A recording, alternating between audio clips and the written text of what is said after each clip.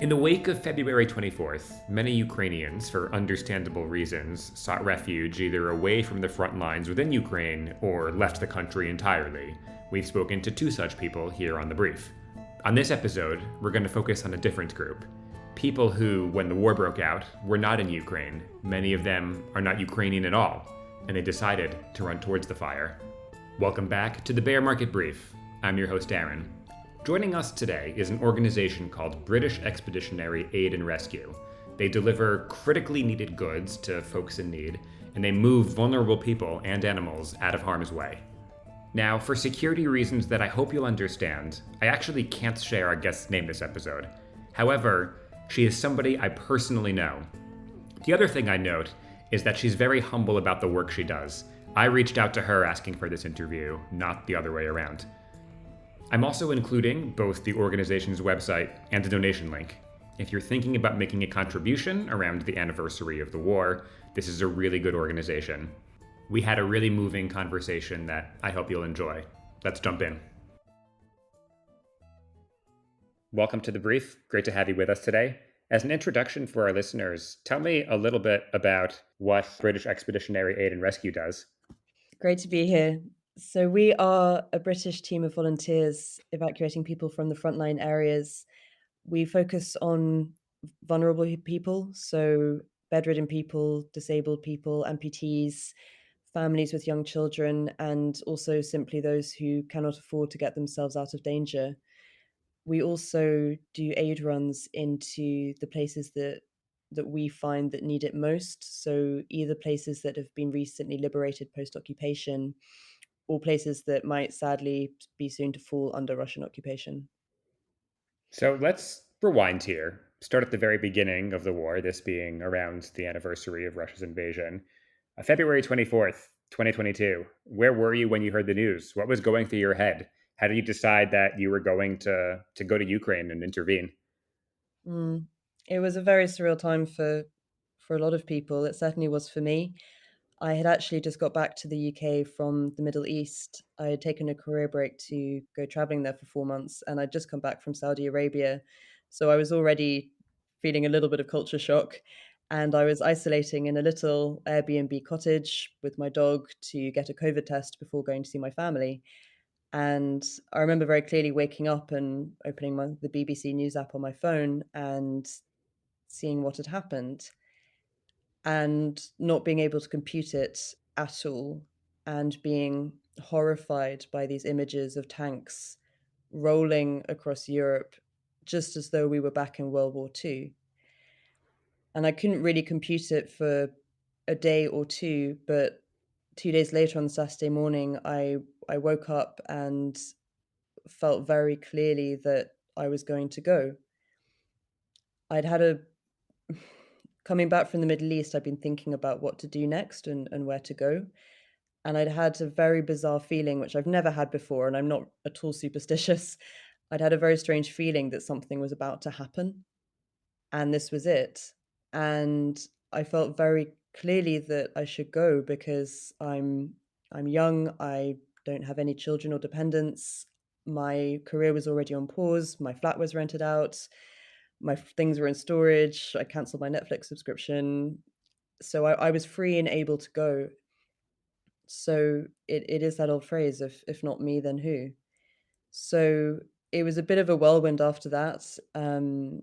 I launched a fundraiser on the Monday, had raised enough money by the Wednesday to buy a load of sleeping bags because it was the cold that bothered me more than anything. So I bought as many as I could fit into my little Peugeot and filled it up. And the sleeping bags arrived on the Thursday. I packed the car on the Friday, Saturday, and 6 a.m. on the Sunday I left. And 2 days later, I was in Ukraine. So, regarding getting to Ukraine, it's a moving story of your inspiration here and determination to do something, but a logistical question, if I might. So, you were heading into Ukraine at a time that many people were trying to leave Ukraine. So, how did you actually get into the country to get started? It was much easier than it is now, I can tell you that. Um, it was I mean, it was remarkably quick and easy, and this is one of these things, we all think of Ukraine as far away, and certainly people in the UK being the far end of Europe, but I drove there in 2 days. A night to Germany, a night to Poland, and the following day I was in. That was actually quite a key moment, sort of setting off for the border and driving down a motorway, and then seeing every single other car and lorry on the motorway peel off to stay inside Poland, and I was the only car on that motorway heading for the border, which was slightly surreal, and people have asked me many times, "What is the scariest moment that you've experienced in Ukraine?" But there aren't things are not terrifying if you know what you are dealing with. At that moment, driving into that country utterly alone, that was actually the time that took the most courage because I had no idea what was waiting on the other side. And I just had to trust that it would be all right. And at the border itself, it was actually because there were so many people going out. Obviously, of course, there were a few people going in, but not many. So it was relatively easy. What was hard was sitting there and waiting and seeing these long lines of women and children standing in the snow, freezing, waiting to get through and processed. And some children died of hypothermia at that time. So for me to get through as a British woman on my own with a little car full of aid, and I'd stuck Ukrainian and British flags on it to make it clear it was a humanitarian car. It was actually very easy for me to get through. So what happened next? You have this car full of sleeping bags. How did you get them to people in need? How did you get situated? Mm. I wasn't sure when I first did it how to find someone to take them to, and this is the incredible phenomenon that's happened inside Ukraine. People say it has changed the face of humanitarian work because it is all networks, and I am in probably, at least 20 WhatsApp and Signal groups of international volunteers who are all out here. So at that point, I wasn't in any of those groups yet, but I found a Facebook group and I said on there, I'm bringing aid in. Does anyone know where I can take these things? And luckily, I happened to be put in contact with a lovely Ukrainian man. And he told me where they were really needed at that time was in the railway station in Lviv, because there were so many people trying to leave the country and the station was jammed full of people sleeping there, desperately waiting for a train that they could fit on. So that's where I took them. So I drove straight into Lviv and I met him. He took me to the railway station. He showed me, and you think of a train waiting room where people will sit. No, they'd cleared all the chairs away and it was just full of beds, makeshift beds that they had made, particularly for women and children. And and that's when I did my first evacuation that day. I'd also found someone else to put me in touch with women and children who needed to be taken out. And I met these two women and these two little girls and a man at a restaurant in Lviv, and we went to put them into my car, which was very small, and so trying to fit them and all their life's belongings. That's all they had. And the hardest moment was when I suddenly realized that, of course, the father of one of these little girls who was there wasn't coming with us.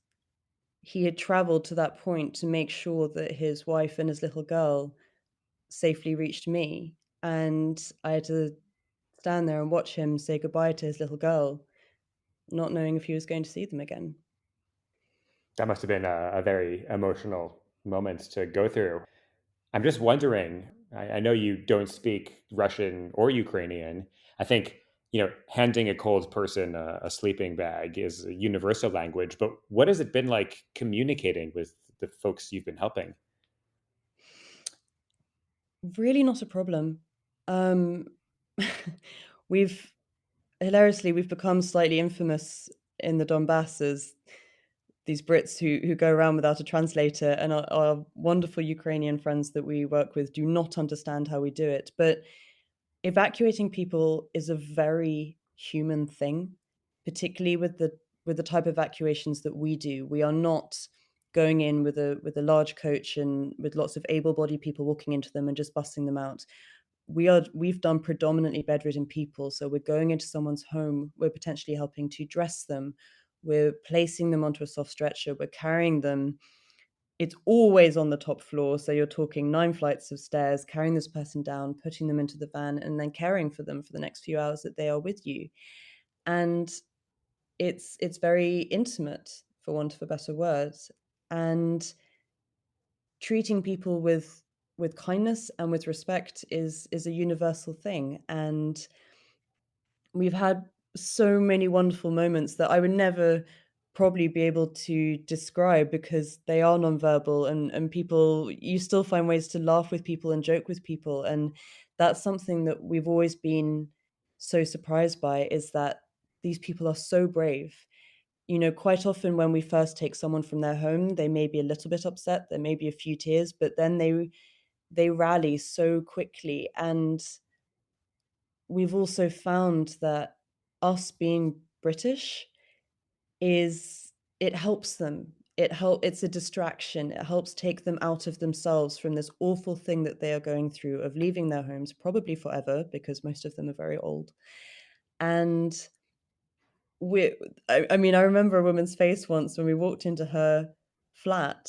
You know, this elderly lady, she sat in a chair, she's dressed, she's ready to go, and I walk in my body armor and say, "Hello," and she just stares at me as though I'm just an alien that's been beamed down from outer space, and I'm not sure which way it's going to go. I don't know if she's going to laugh or cry at this point, and she breaks into a huge smile, and it's just a lovely thing. And people will quite often tell us like, "Oh, you're from Britain, so, you know, we love the rock bands and the old music, or we love the football, or Boris Johnson, because Boris Johnson is very popular out here, a little bit more than he is at home." And it's it's just a lovely thing, and the language barrier has never been an issue, and actually, surprisingly, it's ended up being a positive, because when you go to evacuate someone, because it is quite often the final time of them leaving their home, it is a huge decision. And if they and we've experienced this, especially in the beginning when we did have, a Russian or Ukrainian speaker with us, they will start to ask questions, you know, "What's happening at the other end? Where am I going?" And sometimes they will start to question their decision, and occasionally they will change their mind. But with us, we've never had someone change their mind, because I think we are that distraction, and we just say, you know, "Hello, you've got your documents, you've got your bags, you've got a padushku," which means pillow, and off we go, and they come with us absolutely trustingly. It's it was unexpected for us, but it's been a wonderful thing. Now, geographically, and from what you described to me, you've kind of had three regional focuses. And as best I understand, it was Kiev initially, Donbass at one point, the south at another point. Tell me about some of the work you were doing in each and how each region or the people in each region or the work in each region kind of how is it different from the other work you've done? Mm. Yes, no, I mean, those 3 years were very different. Kiev Oblast was where we started. We started doing aid runs into Kiev city, and this is when Kiev was still frontline, so you could not drive directly there on the E40 that runs between Lviv and Kiev. We had to cut south via Uman, which took 14 hours each way, and you had to be very careful, to take very specific roads that were not being shelled as heavily. And we we did those first 3 runs into Kiev. There was a very memorable night where we slept in a children's hospital, but the time that really stuck with us was the 4th run, which was when we went into Bucha and Irpin. And we went in the first day that Bucha was opened post-liberation to humanitarian aid. and we had to drive over a pontoon bridge to get in there. And when we got there, we weren't sure what to expect. We talked about it amongst ourselves, and we didn't know if the van would maybe get mobbed. We knew that these people had been deprived of food for a long time, and we had to talk about every potential scenario that could happen. And what happened was we got to these villages outside Bucha. They told us they had not seen fresh food for 40 days. And then what they did was that we handed them boxes of food, and they took a few things out and they gave the boxes back. They would not take them. They took just what they needed and they left the rest for other people that we would be going on to. And we were completely blown away. I think one of the topics that has come up again and again in the coverage that this podcast has done about the war in Ukraine is the solidarity, and I think that's a rather moving example of that. Let's pivot to Donbass. So you were in Kiev area visiting places that had just undergone unspeakable atrocities, and I can only wonder what the people passing the box along had seen or experienced. Uh, Donbass, what was happening there? What was your role like? Well, first thing I should say is that I never thought that we would go to the Donbass. None of us had any plans to, and it was a big jump. It only happened because a wonderful Ukrainian, he's become a very close Ukrainian friend of ours. He was going there to evacuate people from Lysychansk before it fell, and he asked us if we would come with him. And we had long discussions about it and figuring out the Russians were just on the other side of the river in Severodonetsk, which is Severodonetsk and Lysychansk are right next to each other. But we did go with him, and it was it was very full on. We had to try and get out by lunchtime because we were told that's when the shelling ticked up. It was trying to find people's addresses, which is a nightmare in Ukraine. Um, Trying to load people. It was raining very heavily. There was a very old lady who she was the last person we loaded into our van, and she was very old, and we'd carried her out and tried to keep her dry, and we loaded her into the van, and then she said to our friend, "Where is my cat?" And her neighbor had not been able to catch her cat. So the woman said she refused to leave. So we had to unload her again and leave her, and it was awful. And thank God the next day the cat was caught and we went back and we got her out. But being in the Donbass, people quite often say to us, "Oh, you must be crazy to what you do to do what you do." And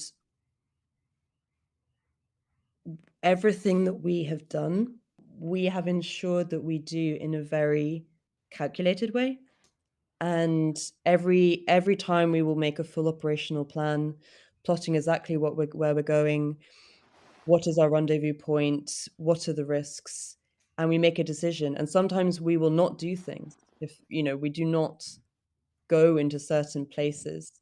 There are some people who will do that, but how we operate really matters to us as a team, that we do it with responsibility, because it's not only just to us but also the people we are getting out.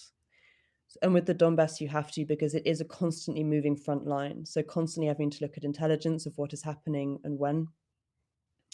The majority of the time we were in the Donbass, we were evacuating from Bakhmut, which, of course, is now sadly in a very sorry state. But you know where you can go and where you can't. The closest we went to the front lines in Bakhmut was a kilometer from the Russians, which may sound, again, it may sound crazy to some people, but it isn't. When you are in the town and there are high-rise buildings around you, so the Russians are not going to see you with direct line of sight, the only risk you have at that point is if you're very unlucky with shelling. But the shelling was predominantly at night. So you'd hear a lot of outgoing artillery, and it would be loud. And of course, there is a level of risk. but it isn't necessarily the level of risk if you do it in a certain way that people at home maybe think that it is. But it is a moving line, and even when we were living in Kramatorsk for a while, which we did for a long time, we lived in our van on the riverside. It was beautiful, and in the evenings we could watch the stars and see the missiles flying over, and then in the morning you get woken up by artillery firing out at 5 a.m., which was really annoying. Um, at some point, Kramatorsk came within artillery range. So then we had to move and pull slightly further back for where we were staying. Um, so it is dynamic, it is fluid, but it can be worked around in a way that is still relatively safe. So speaking of this moving front line, so you said a lot of the work that you did in Donbass was evacuation related, but Mm. you mentioned to me that recently you've spent some time in the south in places that Ukraine has liberated. So tell me a little bit about some of the needs in these places that were under Russian control that Ukraine has now retaken. Mm. It's it has been shocking to see, um, even for us, having been here for almost a year now. The most destroyed village I've ever seen was one just outside Izium, shortly after it was liberated. Other than that, the destruction here is the worst we've ever seen. Because when you're in places like Bakhmut, yes, these places are getting heavily shelled. And yes, there are many buildings around that have been destroyed, but it still feels like a town. Here, every village has been razed to the ground. So you're talking about an entire community that has been wiped out. We've so many villages now that we've been to. Every single home has been hit. The school, the church, the village hall, the entire village is gone. And you almost can't get your head around it. We went to a village where there was a nuclear bunker that was built in 1952, and it consisted of 2 rooms, not huge rooms, but 2 rooms. 90 people survived there for 9 months during occupation. I don't even know how they would have all had space to stand up, let alone lie down and sleep. And intermittently, one of them would have to risk their life to go above ground to try and find food for the rest of them. They would also do some sabotage of spotting where the Russian tanks were and feeding that to the Ukrainian army. But it was just horrendous. But what is amazing and very different about having seen things in the south is that it is now a case of life coming back. The Ukrainians are so brave and so resilient in a way that those of us who have not been in war-torn countries can't begin to comprehend. But they are coming back. They are building their houses. A day where, again, every building had been shelled, including a kindergarten where people had been sheltering in the basement, and the Russian army knew that and had deliberately targeted them. Thank God, at the time, the missile that hit the room that they'd all been sleeping in, but it was during the day, so they were all in the room, the more daytime room where they'd been eating. So it didn't kill the civilians and the children who were sheltering there. But that kindergarten is now the building that is the most standing in the entire village, even though it has been hit. So they're planning to rebuild that as a school. The main school in that village, which was the primary secondary school, is completely destroyed. It is it is a gravesite because there are so many people buried under the rubble. Now, regarding the kind of physical or the goods that are needed in these areas, what are needs like at the current juncture? It's so there's sort of 2 broad areas of it. So one is the most immediate need, which is food, clothes, um, supplies for children. There are not many children left, but there are, of course, some, and a lot for the elderly, so palliative care. But it's and things so people can chop wood, so axes, chainsaws, wood burning stoves, things so people can survive right now. The other sphere is more about helping them to rebuild their lives. So that's more building materials, tools, hammers, you name it, anything that will help them rebuild those buildings. That village that had the kindergarten, more long term, they are actually planning to build a solar paneled water pump because at the moment they are able to pump water, but it's reliant on a generator and it's very hard to get fuel into the area and they don't have a lot of money to do so. And it's impossible to rebuild the electricity lines to the mains because all the power lines have been downed and all the areas around the power lines have been mined. So they can't just put the power lines back up. And that's very common across that entire area of Hersonoblast and Mykolaiv. So they're trying to build a solar paneled water pump, which is amazing, which also means then they'd be able to pump water for animals because then if they can bring animals back, there will be livestock and there will be some livelihood and they can bring these villages back to life. I want to zoom out to the big picture here. I have a couple questions left. You mentioned the anecdote about the big smile you got from the evacuee hearing your British accent. Any other particular anecdotes that jump out at you? You know, among your experiences with the people you've worked with. I mean, there are so many, and we're so lucky to have met so many wonderful people here. I think one I'll definitely mention is that when we first went to the Donbass, we didn't know how we would be received, and so many people back home had told us, "Oh, they won't want you there. Everyone who's still there is pro-Russian," and it's absolutely not the case. Maybe 20% of the people there are pro-Russian, maybe 20% are pro-Ukrainian. The rest of them do not care because for a lot of us in the West, we say the war started last February. The war did not start last February. The most recent invasion happened in last February. For these people, they've been living under war for 8 years and they are apathetic. They just want to be able to get on with their lives. They are living on small holdings where they have their piece of land, they grow their vegetables, maybe have a cow, and their children and their grandchildren, and they just want to be able to continue with that. But what was so wonderful is that when we moved into an apartment, in the Donetsk region, we we'd never had neighbors before. And one of our neighbors, he was originally Russian, his wife is currently in Moscow, and he could not have been more welcoming to us. He would come and knock on our door and drag us down to have Sunday lunch in his flat.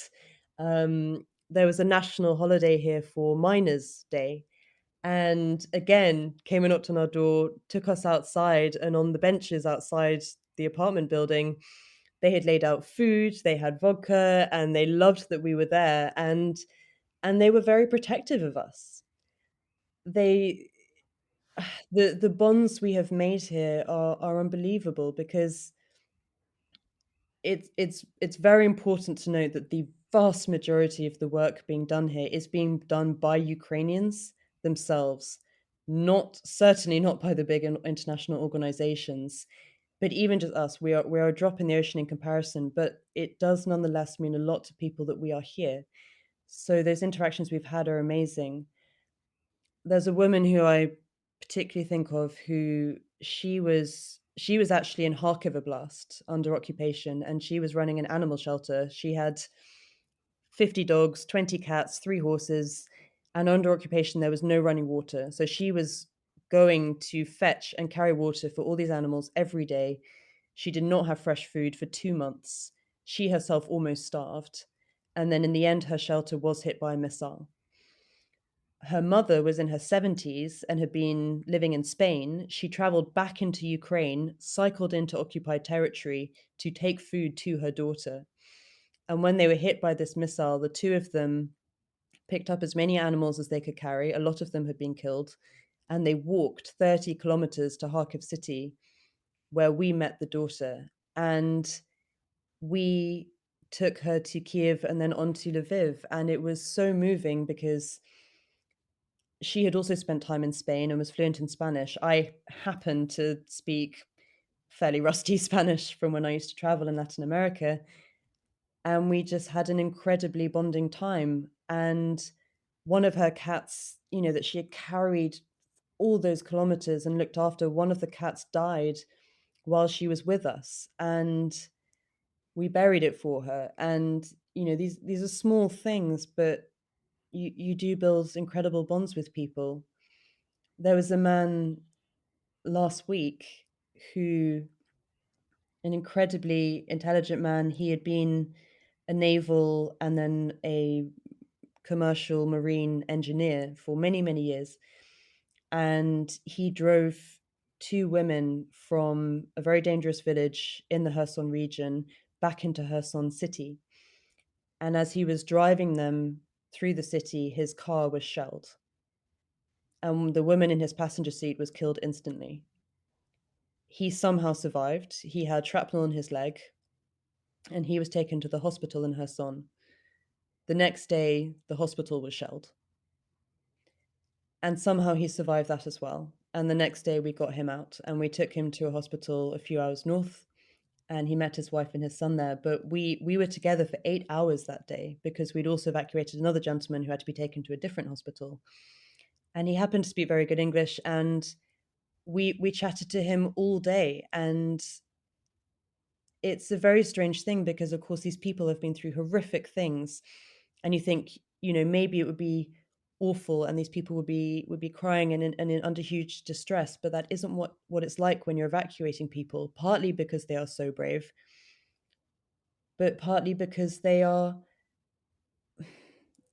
it means a lot to them that someone is taking care of them and getting them out, and you chat and you laugh and you joke about ridiculous things. It's just very human and very raw in a way that's very hard to put into words. As our last question here, and zooming way back in, have you learned anything about yourself doing the work you've been doing? I think the main thing is that we all tell ourselves that we can't do a lot of things. And certainly when I was first coming out, I had so many people tell me, "What are you doing? You're a woman on your own, going into a war zone, not with an international organization." I even had one male friend try and demand to go with me, which I said, "No, thank you." So many people told me that I shouldn't or couldn't do this. And you can. And as long as you are doing it for the right reasons, and, sad to say, there are a lot of foreign people out here who are necessarily not here for very genuine reasons.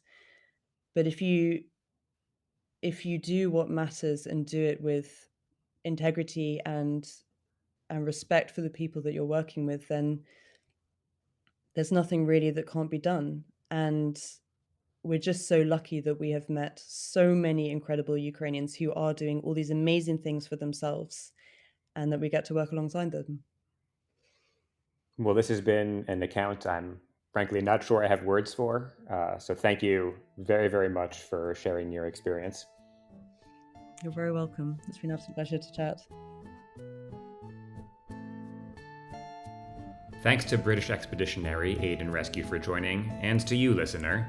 Once again, don't miss the donation link in the episode description. The Bear Market Brief podcast is part of BMB Russia and Eurasia, which you can follow on Twitter at the handle @BearMarketBrief. BMB Russia and Eurasia is an initiative of the Foreign Policy Research Institute, that's FPRI, a nonpartisan think tank based in Philadelphia. For more information on this initiative and on many others, be sure to visit fpri.org. We'll catch you next time.